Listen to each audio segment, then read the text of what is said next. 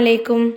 അപകർഷതാബോധം എങ്ങനെ നമ്മളെ തളർത്തുന്നു എന്നും അതിനെ എങ്ങനെ മറികടക്കാമെന്നും നോക്കാം.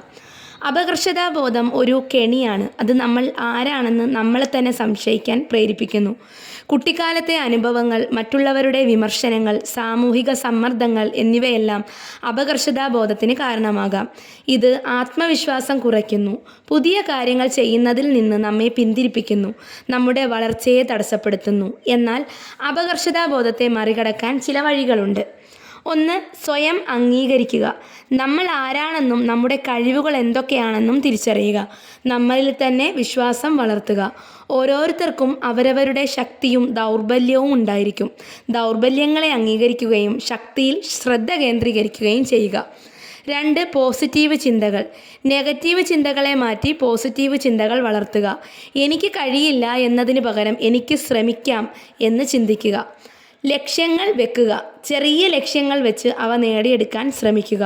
ഓരോ ചെറിയ വിജയവും ആത്മവിശ്വാസം വർദ്ധിപ്പിക്കും. മറ്റുള്ളവരുമായി താരതമ്യം ചെയ്യാതിരിക്കുക. ഓരോരുത്തർക്കും അവരവരുടെ ജീവിതയാത്രയുണ്ട്. മറ്റുള്ളവരുമായി നമ്മളെ തന്നെ താരതമ്യം ചെയ്യുന്നത് അപകർഷതാബോധം വർദ്ധിപ്പിക്കും. സഹായം തേടുക. ആവശ്യമെങ്കിൽ സുഹൃത്തുക്കളുടെയോ കുടുംബാംഗങ്ങളുടെയോ സഹായം തേടുക. ഒരു മനഃശാസ്ത്രജ്ഞൻ്റെ സഹായവും തേടാവുന്നതാണ്.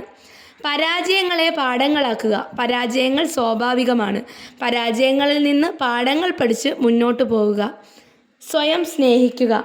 നമ്മളെ തന്നെ സ്നേഹിക്കുകയും ബഹുമാനിക്കുകയും ചെയ്യുക. ഈ കാര്യങ്ങൾ ചെയ്യുന്നതിലൂടെ അപകർഷതാബോധത്തെ മറികടന്ന് സന്തോഷകരമായ ജീവിതം നയിക്കാൻ സാധിക്കും.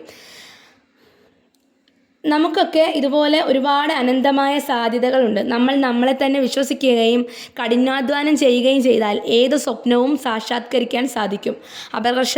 ബോധത്തെ മാറ്റിക്കളഞ്ഞ് നമ്മളുള്ള കഴിവുകളിൽ വിശ്വസിച്ച് നല്ല രൂപത്തിൽ ജീവിക്കുവാൻ എല്ലാവർക്കും കഴിയട്ടെ എന്ന് ഞാൻ പ്രാർത്ഥിക്കുന്നു. Thank you.